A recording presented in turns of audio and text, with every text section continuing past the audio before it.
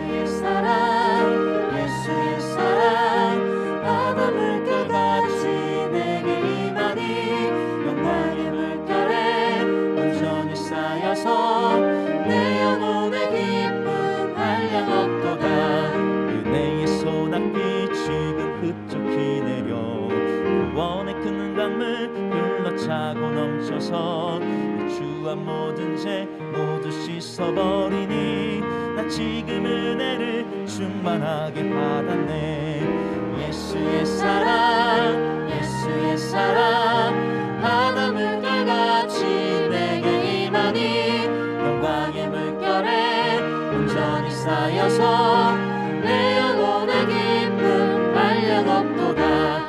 차고 넘치는 주의 은혜의 물결 힘차게 밀려와 내게 만족합니다. 오 할렐루야로 주를 찬송하오니 내 맘의 기쁨이 항상 충만함이라. 예수의 사랑 예수의 사랑 바다 물결같이 내게 임하니 영광의 물결에 온전히 쌓여서 내 영혼의 기쁨 한량없도다.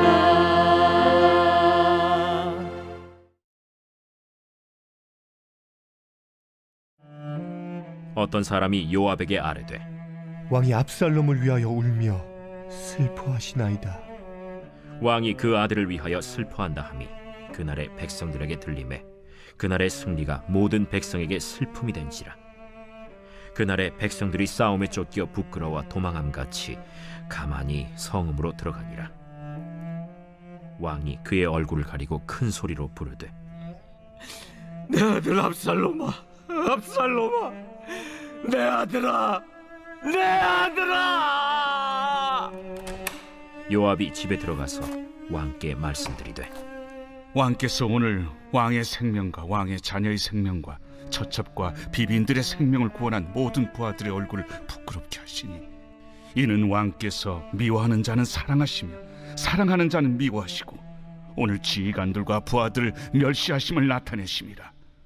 오늘 내가 깨달으니 만일 압살롬이 살고 오늘 우리가 다 죽었다면 왕이 마땅히 여기실 뻔하였나이다. 이제 곧 일어나 나가 왕의 부하들의 마음을 위로하여 말씀하옵소서. 내가 여호와를 두고 맹세하옵나니 왕이 만일 나가지 아니하시면 오늘 밤에 한 사람도 왕과 함께 머물지 아니할지라. 그리하면 그 화가 왕이 젊었을 때부터 지금까지 당하신 모든 화보다 더욱 심하리이다. 왕이 일어나 성문에 앉음에 어떤 사람이 모든 백성에게 말하되 왕이 문에 앉아 계신다 하니 모든 백성이 왕 앞으로 나아오니라. 이스라엘은 이미 각기 장막으로 도망하였더라. 이스라엘 모든 지파 백성들이 변론하여 이르되 왕이 우리를 원수의 손에서 구원하여 내셨고 또 우리를 블레셋 사람들의 손에서 구원하셨으나 이제 압살롬을 피하여 그 땅에서 나가셨고 우리가 기름을 부어 우리를 다스리게 한 압살롬은 싸움에서 죽었거늘 이제 너희가 어찌하여 왕을 도로 모셔올 일에 잠잠하고 있느냐. 다윗 왕이 사독과 아비아달 두 제사장에게 소식을 전하여 이르되 너희는 유다 장로들에게 말하여 이르기를 왕의 말씀이 온 이스라엘이 왕을 왕궁으로 도로 모셔오자 하는 말이 왕께 들렸거늘 너희는 어찌하여 왕을 궁으로 모시는 일에 나중이 되느냐. 너희는 내 형제여 내 고륙이거늘 너희는 어찌하여 왕을 도로 모셔오는 일에 나중이 되리여 하셨다 하고 너희는 또 아마사에게 이르기를 너는 내 고륙이 아니냐. 내가 요압을 이어서 항상 내 앞에서 지휘관이 되지 아니하면 하나님이 내게 벌 위에 벌을 내리시기를 바라노라 하셨다 하라. 하여 모든 유다 사람들의 마음을 하나같이 기울게 하매 그들이 왕께 전가를 보내어 이르되 당신께서는 모든 부하들과 더불어 돌아오소서. 왕이 돌아와 요단에 이르매 유다 족속이 왕을 맞아 요단을 건너가게 하려고 길갈로 오니라. 성도 여러분, 좋은 아침입니다. 오늘도 하나님의 은혜와 평강이 가득히 넘치기를 축복합니다. 오늘은 매일 성경 사무엘하 19장 1절에서 15절까지의 말씀으로 돌아오게 하시는 하나님이란 제목으로 하나님 말씀 함께 묵상하겠습니다. 오늘 본문에는 이제 압살롬이 죽고 반란이 제압된 후에 다윗이 다시 예루살렘으로 귀환하는 그 내용이 기록되어 있습니다. 반란은 진압되고 또 반란의 주동자인 압살롬은 죽었습니다. 하지만 이 아들의 죽음은 아버지에게는 큰 슬픈 일이었고 힘든 일이었습니다. 그래서 4절 말씀에 보면 다윗은 얼굴을 가리고 내 아들 압살롬아 내 아들 내 아들아 하면서 울부짖습니다. 얼굴을 가린다는 것은 큰 슬픔의 표현이죠. 자식이 부모보다 먼저 죽는 것을 참척이라 합니다.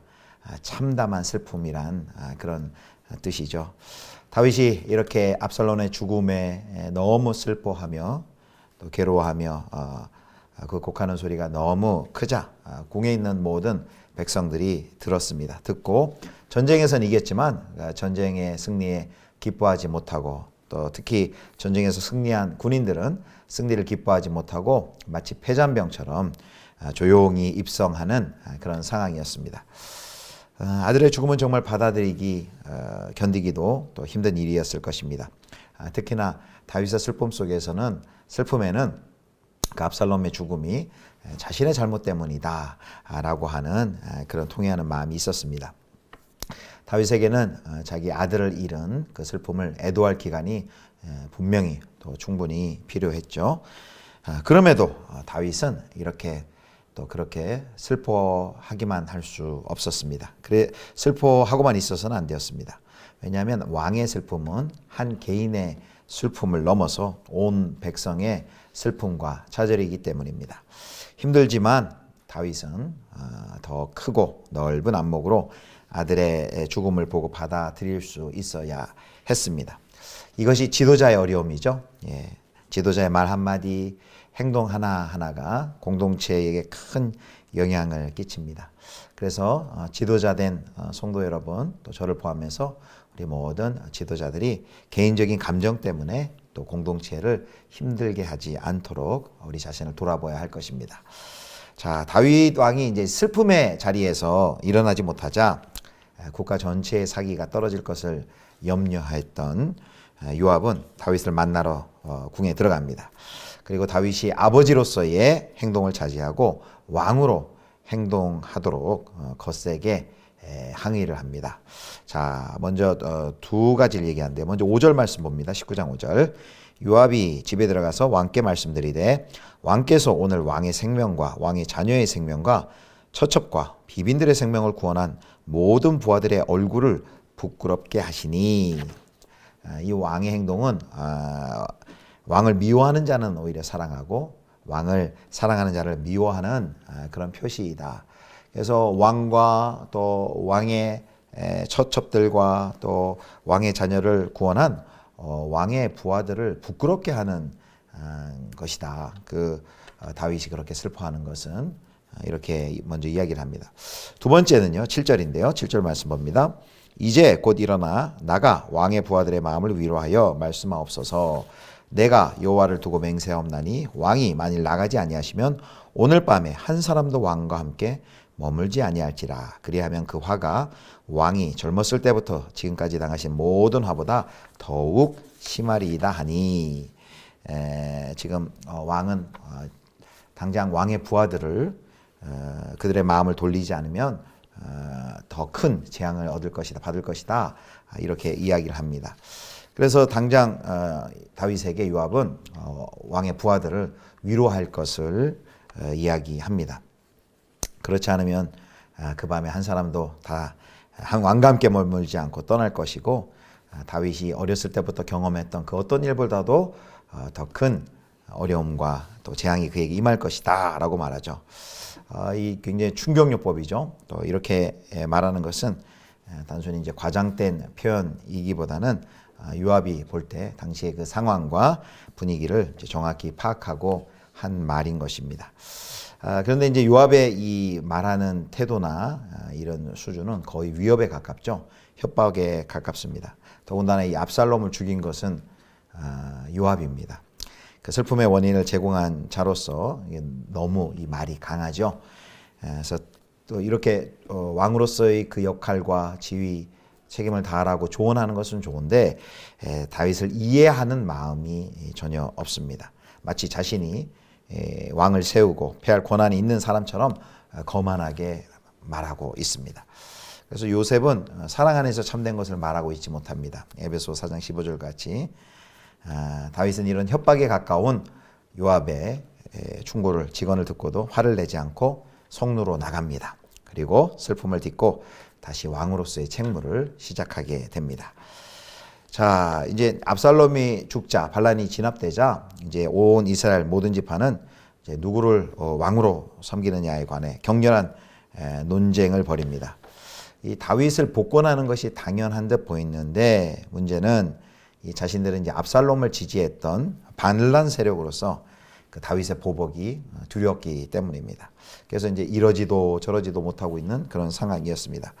그때 이제 다윗은 자신의 정치적 기반이었던 유다 지파의 백성을 먼저 설득합니다. 거기에 제사장 사독과 아비아다를 통해서 유다 지파의 장로들에게 먼저 나서주기를 요구합니다. 유다 지파가 왜 이렇게 먼저 나서지를 못했을까요? 방금 살펴본 것처럼 다윗의 그 왕권의 근거가 되는 지파임에도 불구하고 압살롬이 반란을 했을 때 압살롬 편에 섰었던 것입니다. 다윗을 적극적으로 옹호하기는커녕 압살롬 편에 섰기 때문에, 반란에 가담했기 때문에 그와 같은 적극적인 태도를 지금 보이고 있지 못합니다. 자, 그래서 이제 유다 지파에게 다윗이 제사장들을 보내서 전한 말입니다. 12절입니다. 너희는 내 형제요 내 고륙이거늘 너는 어찌하여 왕을 도로 모셔오는 일에 나중이 되리요 하셨다 하고, 다윗 입장에서는 전쟁에서 이겼으니 그냥 스스로 개선 장군이 되어서 군사들과 함께 속히 예루살렘으로 귀환할 수 있었을 것입니다. 하지만 이제 그렇게 되면 압살롬을 지지했던 유다 지파와의 관계를 회복할 수가 없었습니다. 그래서 다윗은 시간이 좀 걸리더라도 유다 장로들에게 자신의 황궁을 추진하게 함으로써 왕위를 되돌리는 것보다 백성의 마음을 열고 하나로 모으는 데 먼저 심혈을 기울였습니다. 일을 빨리 처리하는 것보다 이렇게 사람들의 마음을 살피는 지혜로운 처사였죠.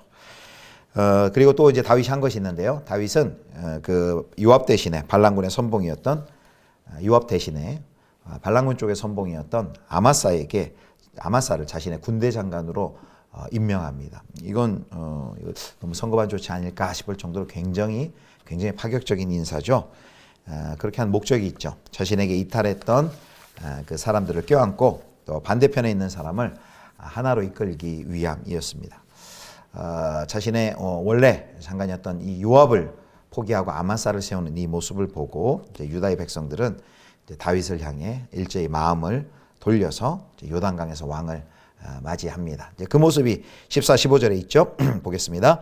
모든 유다 사람들의 마음을 하나같이 기울게 하며 그들이 왕께 전가를 보내어 이르되 당신께서는 모든 부하들과 더불어 돌아오소서 한지라. 왕이 돌아와 요단의 이름에 유다 족속이 왕을 맞아 요단을 건너가게 하려고 길갈로 오니라. 여기 이제 돌아오소서, 드디어 이제 다윗이 이제 왕으로 다시 귀환하는 이제 모습이 나와 있습니다. 자, 이 다윗의 귀환은 사무엘하 15장 25절에 다윗의 기도를 하나님께서 은혜로 이루어 주신 것입니다. 자, 15장 25절 뭐라고 되어 있습니까? 왕이 사독에게 이르되 보라, 하나님의 궤를 성읍으로 도로 메어 가라. 만일 내가 여호와 앞에서 은혜를 입으면 도로 나를 인도하사 내게 그 궤와 그 계신 데를 보이시리라. 기도는 아니겠죠. 이제 사도에게 말하면서 자신의 이제 소원을 기도처럼 담아서 이야기한 것인데요. 거기에 보면 내가 요 앞에 은혜를 입으면 나를 인도하사 돌아오게 하실 것이다라는 그 간절한 소망을 담고 있습니다. 다윗은 자신의 소원처럼 하나님께서 은혜를 베풀어 주셔서 다시금 왕의 자리로 귀환할 수 있었습니다. 다윗 현실에 뿌리박은 영성의 저자인 유진 피터슨 목사님이 다윗에 대해 이렇게 얘기합니다. 다윗은 참으로도 인간적이다. 참으로도 인간적이다. 다윗의 삶 속에는, 다윗의 이야기 속에는 기적이 없다 그러죠. 참으로 인간적이고, 그래서 그는 영웅이기보다는 우리처럼 연약하고 죄의 유혹을 받고 또 슬퍼하고 괴로워하는 평범한 인간입니다. 물론 그에게도 장점이 많이 있죠. 자, 그렇지만 오늘 이렇게 다윗이 왕으로 귀환하는 이 회복시켜 주심은 다윗에게 그럴 만한 자격이 있어서가 아니라 메시아 왕국 건설의 구원 계획을 이루시려는 하나님의 그 결심, 하나님의 열심, 하나님의 의지 때문인 것을 성도 여러분 꼭 기억하시기를 바랍니다. 패역한 인간을 바라본다면 몇 번이고 포기할 수밖에 없습니다. 그러나 하나님께서는 하나님의 그 거룩하신 이름과 명예와 하나님의 영광을 위해 결코 중단할 수 없으셨습니다. 징계하시지만 반드시 돌아오게 하십니다. 다윗을 이렇게 그의 연약함과 그의 죄악과 그의 실패에도 불구하고 다윗과의 언약을 기억하사 다윗을 돌아오게 하시는 이 신실하신 하나님 꼭 기억하시면서 우리의 삶도 하나님께서 이와 같이 다윗처럼 붙드셔서 우리는 어디까지요? 저 하나님의 나라, 저 천성 새하늘과 새 땅 하나님의 나라가 완성될 그 구원의 완성의 자리에 이르기까지 저와 여러분을 거기까지 이르게 하실 줄 믿습니다. 저와 여러분이 이 신실하신 하나님을 굳게 믿고 오늘 하루도 주와 함께 승리하시기를 주님의 이름으로 축원합니다. 기도하겠습니다. 우리의 실수와 연약함에도 불구하고 우리를 끝까지 포기하지 아니하시는 신실하신 하나님을 찬양합니다. 다윗을 돌아오게 하시는 신실하신 하나님, 우리의 삶도 붙드시어 저 하나님 나라의 완성에 이르기까지 우리를 이끄실 줄 믿습니다. 특별히 우리의 감정이나 이익보다 늘 하나님의 뜻과 공동체의 유익을 먼저 생각하는 성숙함을 우리에게 허락하여 주시옵소서. 우리 주 예수 그리스도의 이름으로 기도드립니다. 아멘. 하늘에 계신 우리 아버지여, 이름이 거룩히 여김을 받으시오며 나라의 임하옵시며 뜻이 하늘에서 이룬 것 같이 땅에서도 이루어지이다. 오늘날 우리에게 일용할 양식을 주옵시고 우리가 우리에게 죄 지은 자를 사하여 준 것 같이 우리 죄를 사하여 주옵시고 우리를 시험에 들게 하지 마옵시고 다만 악에서 구하옵소서. 대개 나라와 권세와 영광이 아버지께 영원히 있사옵나이다. 아멘.